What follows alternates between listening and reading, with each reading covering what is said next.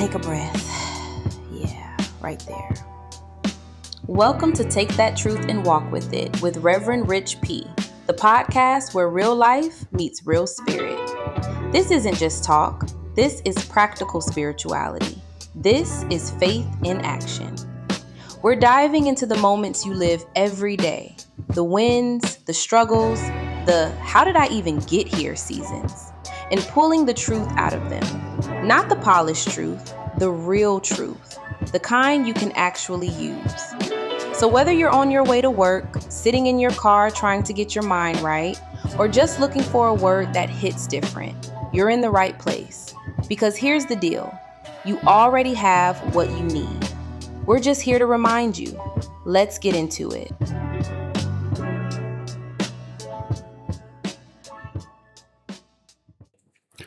Welcome to Take That Truth and Walk With It with Rev Rich P. And I'm so happy to be here with you today. And today, I want to talk about something deeply personal and very close to this talk. Truth. Not the kind that comes easy. I'm talking about those moments when something inside of me keeps asking for attention. Those moments during prayer, quiet reflection, or just ordinary life when I sense that there's something wants healing, clarity, or even change. Over the years, I've discovered that growth often begins with awareness. Sometimes that awareness brings encouragement. Sometimes it invites me into a deeper conversation with myself. And that conversation has become one with the greatest gifts in my spiritual journey. So today, I want to walk through that process with you. So take a breath here. Just know that we're centered into this moment. And though we may hear some things that may trigger us, we're here to walk that truth. So, as always, I love to quote where it says, the truth, this will set you free. And then I had a mentor who once said, yes, the truth shall set you free, but first it will piss you off. So when we notice about my own life is that major shifts rarely happen because I learned something new. Many of my biggest changes happened because I became honest about something I already knew. There was something in my life, something I was doing that became aware of patterns. I became aware of habits I was doing. I became aware of old beliefs that no longer supported the life I wanted. I let go of my past. I changed how I approached my relationships. I changed how I treated myself. I understood healing by changing my belief system in it. I recognized places I needed to rest. And I recognized opportunities that deserved my attention. I also knew and felt triggers. My men's group used to call it bullets, but the emotions that needed healing, that needed compassion. And I came to learn the truth about that and how to heal them. The process taught me something very important, that the reason I was able to grow wisdom in these areas was because I was honest with myself. Life becomes clearer when I stop rushing past with my spirit and rush past spirit while he's trying to show me something. A lot of times we hold on to beliefs, we listen to everything around us. And the bad part is that all that does is trigger emotions of lack, trigger emotions of anger. And we're looking for something that may have happened a long time ago, but somehow we're trying to make it up now. And then we find people who want to plug into that and wonder why even when we get those things, we're still wanting more. Not that that's always a bad thing, but if the lack mentality of what you lost, I'll be 56 in a couple of days, and I focus on the beauty I have, my relationships, my children, my accomplishments, and know that I can't go to the back and change anything, but nor am I lacking anything that I need to come with. And I know that every experience that'll come from here forward is a gift. And that's the truth wisdom you want in your life, is to know that no matter what has happened in your past, no matter what people are telling you, the noise around you, the only thing you're missing is that which you feel you're lacking. Unity teaches us that divine wisdom lives within each of us, and that truth has brought me tremendous peace. Whenever I pray or sit in reflection or just take a moment of silence, I remember that there's always guidance is available. So again, Scripture says, "You shall know the truth, and the truth shall make you free." The verse is great because it reminds you that their freedom grows through your understanding. But it is the awareness of what the truth of the matter, not the stories we're telling ourselves, not the beliefs that people have ingrained in us, not what people, the noise around us is telling us, but the actual truth of the situation and how you can move forward. And with that truth, the freedom creates clarity, which now creates more possibilities. And that awareness helps us to make healthier decisions. As I continue growing spiritually, I learn to appreciate those moments when life slows down enough for me to listen. Sometimes wisdom arrives during prayer. Sometimes it's when I'm journaling. Other times it's just conversations that I may be having online or listening to, that somebody may say something that triggers and says, wait, that's what I needed to hear. These moments have helped me recognize areas where healing was already unfolding. This helped me strengthen boundaries. This helped me become more compassionate toward myself. And it helped me participate more fully in life.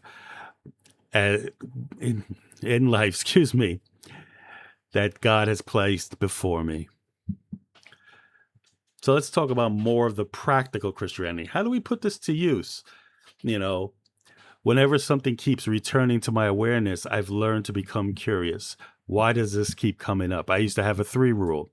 And in some cultures, the number 3 is that mystical number. We talk about Jesus, 33, 3-year ministry, rose on the 3rd day. So that number 3 kept coming up in mystical ways. So I used to say, if something showed up 3 times, I need to pay attention, right or wrong. And in some cases, that 3 times that came up may have felt like it was the wrong thing. But when I paid attention, it said, Rich, it's time to learn something. It's time to adjust something. So you have to ask yourself, what is asking for my attention right now? I want you to ask yourself the same question. What is asking for your attention right now? And then sometimes that answer could come in many forms. Sometimes it's just rest. Sometimes it involves forgiveness. Sometimes it involves a conversation. Sometimes it involves a dream that deserves another look. I've discovered that wisdom often speaks gently. And because life gets busy, I intentionally create space to hear myself clearly. Sometimes it's just a journal, sitting down at a journal, cup of coffee, cup of tea. Sometimes sitting in prayer, walking outdoor helps. Meaningful conversations help. And these practices support that relationship you can have with your higher self, with God, with spirit, with universe, and strengthen that relationships with that, whatever it is for you, and yourself. That's the ties that bind. And the beautiful thing about growth is that it unfolds over time. It's not a 0 to 60. Trust me, I want to do that all the time. But even when, as we joke, Satan shows his head, I have to give it the old Satan, get behind me, because that Satan is that adversary inside of me that somebody else acted a certain way, or somebody else said something, or society is saying something else. And I know how to trigger myself around that. And I need to say to myself, hey, get ye behind me, because I'm moving forward. Each session brings a fresh opportunity for healing, learning, and deep understanding if you let it.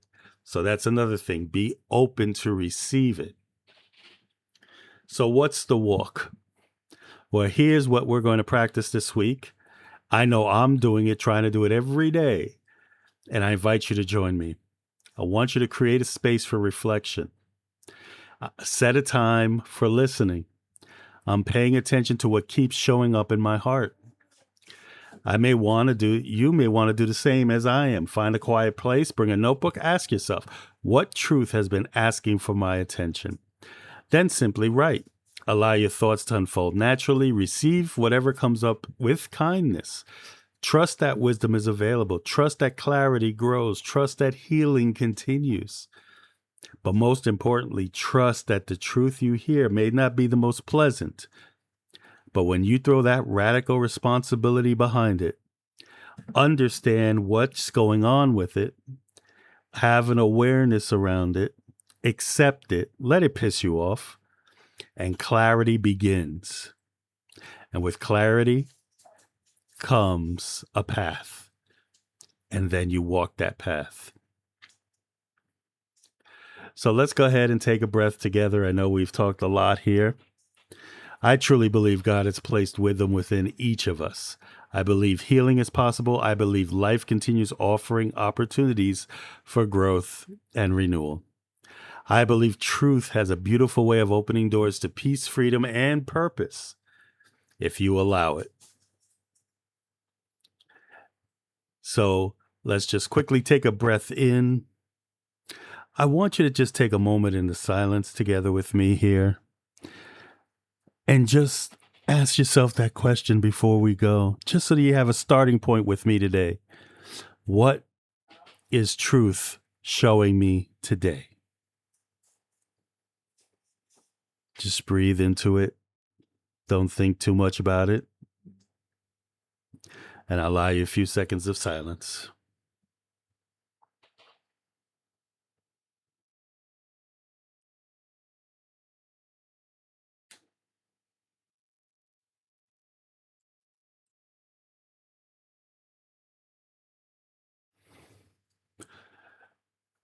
This was just a quick break, but let's go ahead and if you got something great, get that journal out, get that notebook out, write it down, and focus on it.